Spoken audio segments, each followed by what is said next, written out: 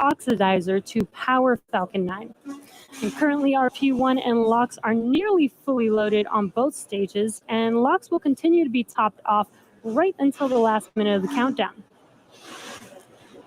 The stack of 60 satellites is safely enclosed inside of the 17-foot diameter payload fairing, which you can see on your screen. That's that pointed structure at the very top of the rocket. This protects the satellites from the aerothermal heating, aerodynamic loads, and contamination during ascent. But once we reach the vacuum of space, we no longer need them, so we will jettison the fairing as the second stage continues on its journey to orbit. We will be attempting to recover the fairing halves today using our recovery ships Mystery and Mischief. At approximately T plus 40 minutes, the team will perform a poll to confirm if we're all good to make a catch attempt, and weather plays a factor as well as telemetry of the fairing, its altitude, position, and speed.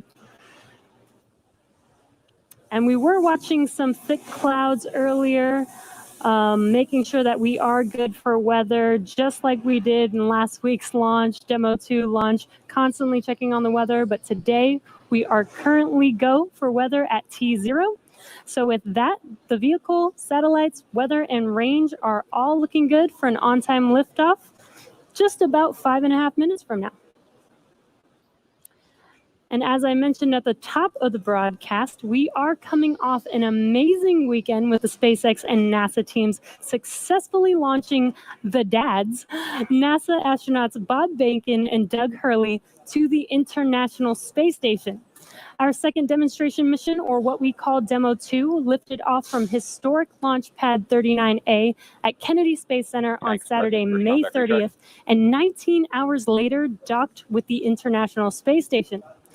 The mission marks the first time a commercially built spacecraft has launched people to the space station, and the first time in nearly 10 years that the U.S. has launched astronauts into space from U.S. soil. The video that you see on your screen is Bob and Doug floating around in orbit, giving us a tour of their Dragon spacecraft, which they named Endeavour to commemorate the huge efforts made by the SpaceX team, as well as a nod to the first shuttle that they both flew on. Demo 2 is an end-to-end flight test from launch to docking to splashdown. It is the final major milestone for SpaceX's human spaceflight system to be certified by NASA for operational crew missions to and from the International Space Station. While Bob and Doug certainly had the best seats for the Demo 2 launch, they weren't the only ones to try their hand at docking Dragon to the space station. We recently released the same simulation that the astronauts trained on in advance of the Demo 2 mission. Head over to iss-sim.spacex.com to give it a try yourself. That simulation, the displays in Crew Dragon, and a bunch of other really cool projects were developed by SpaceX software engineers. Software engineers at SpaceX get to work across exciting projects that drive our rockets, spacecraft, satellites, and ground systems. If you're interested in helping roll out Starlink to the world or taking humanity to the moon and Mars, send your resume to softwarejobs@spacex.com.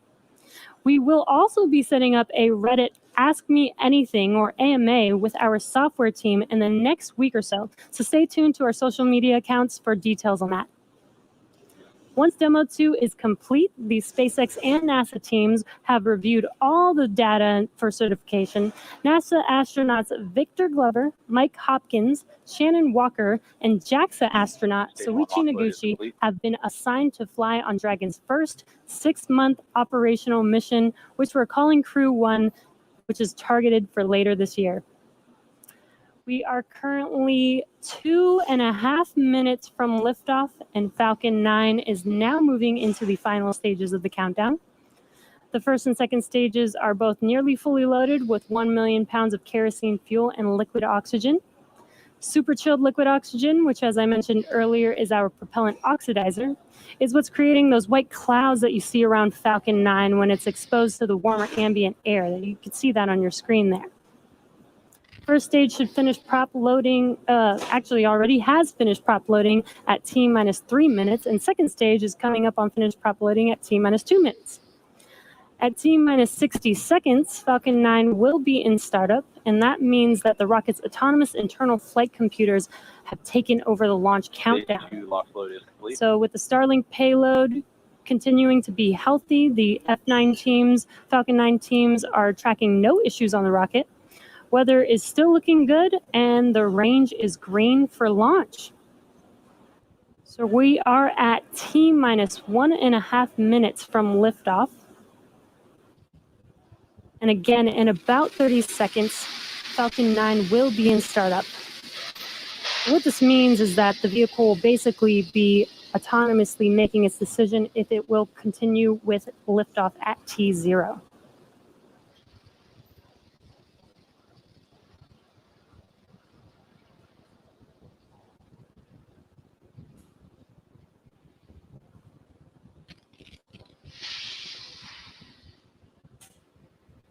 Falcon 9 is in startup. And there's that call out that Falcon 9 is in startup.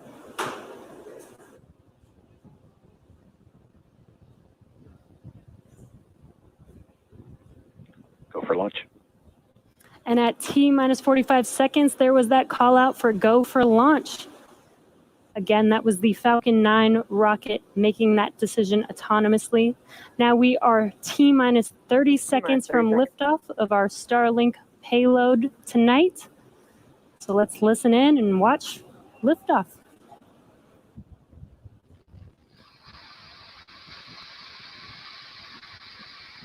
T-minus 15 seconds. 10, 9, 8, 7, 6, 5, 4, 3, 2, 1, 0. Ignition. Liftoff.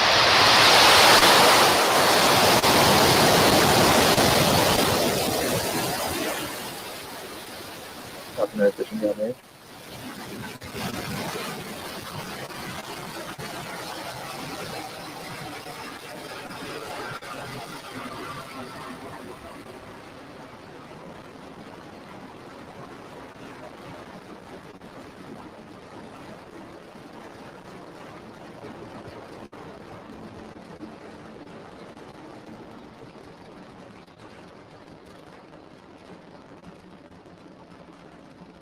We are T-plus 40 seconds into flight, and Falcon 9 has successfully lifted off from Pad 40 at Cape Canaveral Air Force Station, carrying our Starlink payload to its targeted drop-off orbit.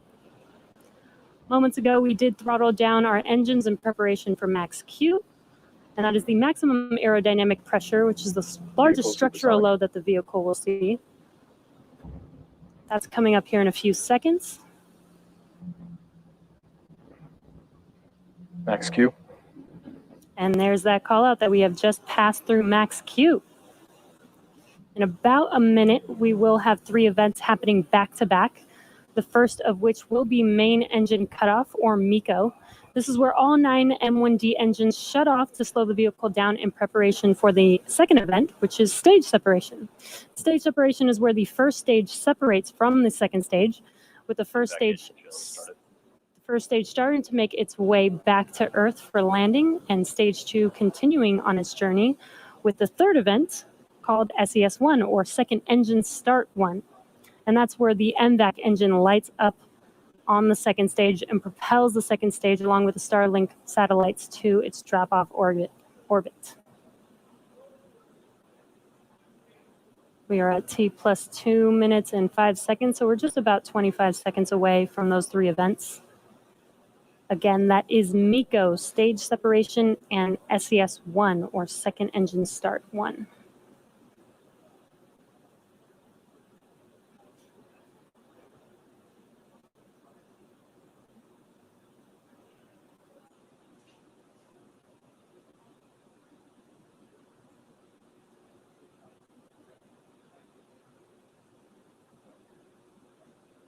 MECO. Stage separation confirmed.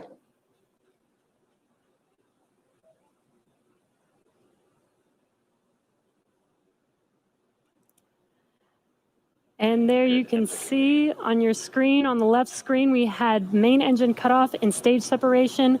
On your right screen is the second stage MVAC engine lighting up, glowing bright red there.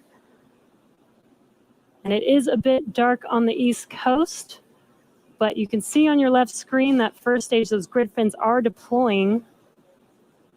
And on your right screen, we have fairing deploy coming up here. Separation confirmed. And there is that confirmation of fairing deploy. Now let's see if those fairing halves can be recovered by our recovery ships, Mystery and Mischief today. Again, we won't have that live. That will happen around T plus 40 minutes. So check in with our social media accounts for updates on those fairing halves.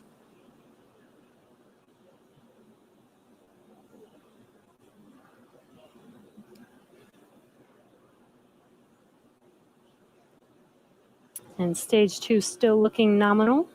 Again, that is what you see on your right screen.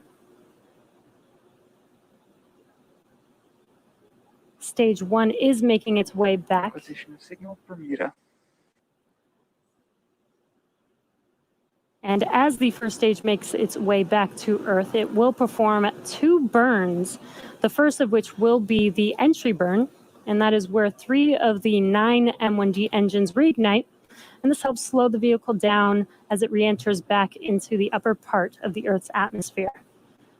And finally will be the second and final burn is the landing burn, and this is a single engine burn. That's the center E9 engine that reignites and brings the vehicle all the way down, very, very rapidly slows the vehicle down so that it can touch down and land on the drone ship.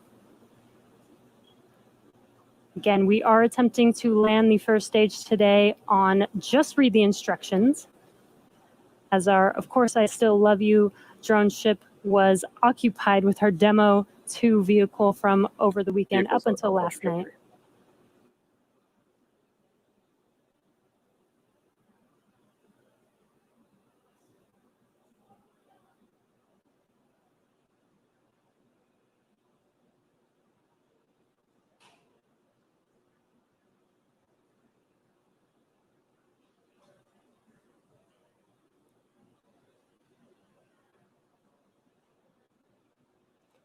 We are at T plus 5.5 minutes. Stage 2 still looking nominal. And first stage making its way back. That first burn, that entry burn, will be coming up in about a minute from now, around T plus 6 minutes and 45 seconds. And that entry burn will last about 20 seconds long. Again, that is to slow the vehicle down as it re-enters back into the Earth's atmosphere.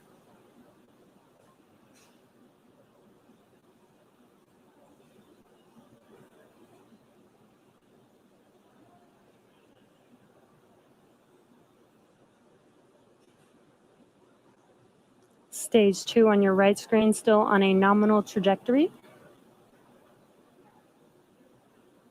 And on your left screen, it is a little bit dark. It is nighttime on the East Coast, but we should see that screen light up with that entry burn, those 3 engines reigniting.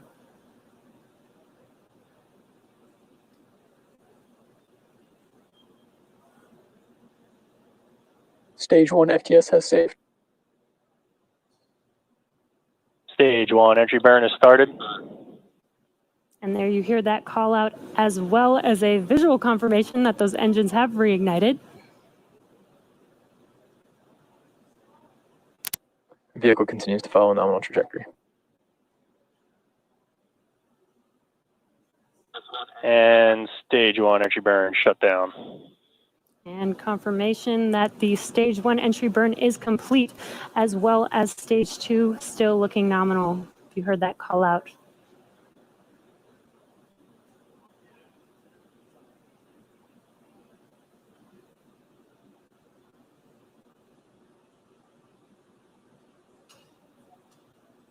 Coming up next is the landing burn around T plus 8.5 minutes, around 8 minutes and 24 seconds. Looks like we lost that live view of the first stage coming down, but that is expected. So hopefully we can get that live view back. Right now, Stage 1 is transonic. Right now, what you're seeing on your left screen is the drone ship Just Read the Instructions. Followed very closely after the landing burn and landing of the first stage will be SECO 1, that is second engine cutoff, around T plus 8 minutes and 58 seconds.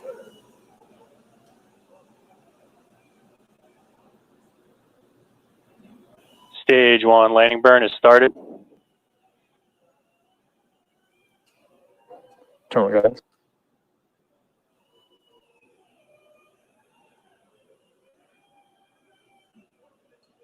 Landing legs have deployed. Stage 2 FTS has saved. And wow, as you saw coming And down, JRTI, we that have a first stage 1 stage landed. Falcon Landing 9. operators moving to procedure 11.100 on recovery 1 and ECF 9. Amazing, that first stage booster has landed for the first time, for the 5th time for a Falcon 9 booster. That is amazing. We're waiting for second stage engine cutoff. What an amazing view of that first stage coming down, even though it was dark and night, but those engines lighting up the screen, watching first stage come down was an amazing view. And we heard a call out of good orbit for second stage. Acquisition of signal, Newfoundland. And now that second stage is going to, now that second stage is in a good orbit, it's going to coast for a few minutes. And during this time, it will start to spin along its central axis, giving these Starlink satellites the momentum that they need to space themselves out over time after they deploy. So we will take a quick break and return back here at T plus 14 minutes.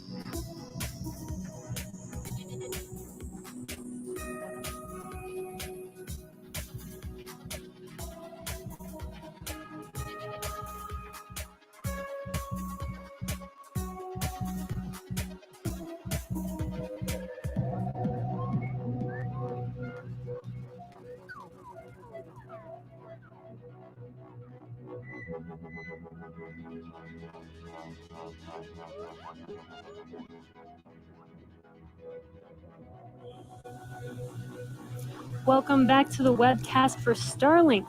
So far, we had an on-time liftoff tonight. Stage 1 successfully separated from Stage 2 and made its way back to land on our drone ship. Just read the instructions, which was the first time a booster has landed for a 5th time in SpaceX history. So very exciting. Stage 2 is still nominal.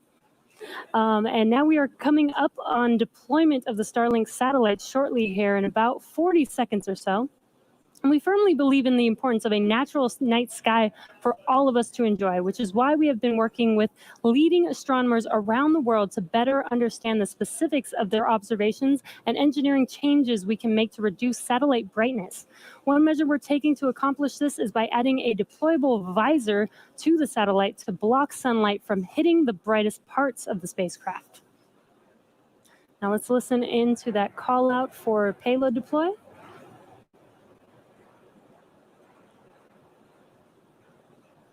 And again, the first unit with the sun visor is actually on this payload right here that you see in front of you.